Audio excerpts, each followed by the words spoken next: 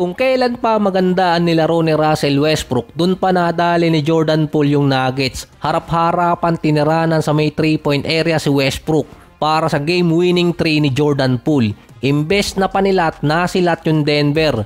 Maganda rin yung lalaroin sana ni Jamal Murray kaso Wizards yung kalaban, hindi Lakers. Si Russell Westbrook, unang game ulit kasi niya na meron 20 plus points na merong nasa 50% sa 3-point area at nasa field na meron pang 11 assists. Nakapagtala siya ng 22 points, 11 assists, 4 out of 8 sa 3-point area at 9 out of 19 mula sa field. Naka 26,000 points na si Russell Westbrook sa kanyang karir. 4 na active player din ang nakalinya para abutan yung 30,000 points. Si James Harden, Steph, DeMar DeRozan at si Russell Westbrook. Kailangan na lang din ni Westbrook ng 3,985 points para makaabot ng 30,000 points. So far ngayong season, si Westbrook may total na 804 points. May natitira pang mga games dyan. Base sa number of points, kailangan pa ni Westbrook ng 5 season para maabutan yung 30,000. Dahil naman sa talo ng Nuggets, balik sa number 2 ng standing ang Houston na tinalo nila ang Bulls. Sa East naman, secure na ang Boston sa second spot ng playoffs nang talunin naman nila ang Brooklyn.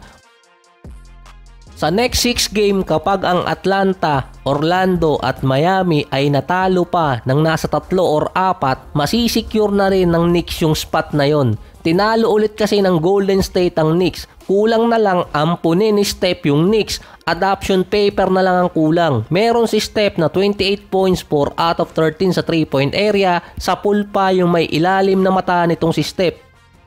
Si Jimmy Butler naman tumitira na ngayon sa may half court. 3 linggo pa lang nakakaraan bago sumali ng Golden State. Meron siyang 11 points, 6 rebounds at 7 assists. Sinabi rin kasi ni Butler hindi talaga siya titira sa 3-point area at wala namang mali dun. Hindi lang talaga niya gusto. Mala Draymond Green kasi yung intention ni Butler doon. Gusto kasi niyan tamaan yung magbabantay sa kanya at tiranan yung kalaban sa paint, sa mid-range at kung sino ang unang susuko sa kanila ng 3-point shooter. Defensive player kasi si Butler. Kaya mas intense na iwasan siya ng mga shooter dahil sa perimeter defense niya. Si Moses Moody naman 18-1 na since nag-start siya sa starting unit ng Golden State. 18 points, 4 out of 8 naman sa beyond the arc. Kaya hindi rin naman kakailanganin ni Butler sa 3-point area. Nagkasagutan naman si Coach Tom Thibodeau at Josh Hart habang nasa timeout. Nakita kasi yun nung bumalik mula commercial break. Wala namang real issue, base yun kay Coach Tom Thibodeau. Meron lang hindi napagkasunduan sa timeout. After kasi din yun ng comment ni Mikal Bridges na ibaba naman yung minuto ng mga nasa starting unit. Nag-i-struggle din kasi ang Knicks ngayon.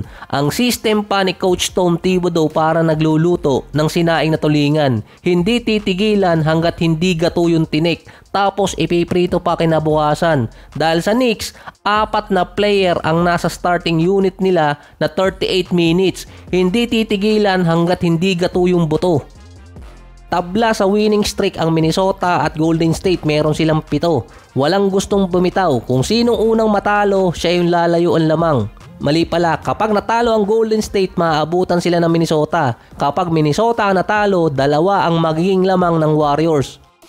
Merong critical game pa doon. Matalo na ang Minnesota at Golden State sa East team, wag lang sa West team. Hindi magka-division ang Minnesota at Golden State. Kapag nagkaroon ng 3 tabla, pagbabasihan din doon ang conference record. So kapag nagkaroon ng 3 tabla ang Lakers, Minnesota at Golden State, pwedeng dumaan ng division at conference record. Pwedeng makuha pa ng Minnesota yung tiebreaker kontra sa Golden State. Sa 8 teams na nasa playoff contention ngayong season, tanging Houston Rockets ang technically baguhan sa postseason dahil matagal na silang hindi nakakapasok sa playoffs since 2019 pa ata. Pero meron silang mga veteran player na hindi rin maituturing na baguhan yung Houston.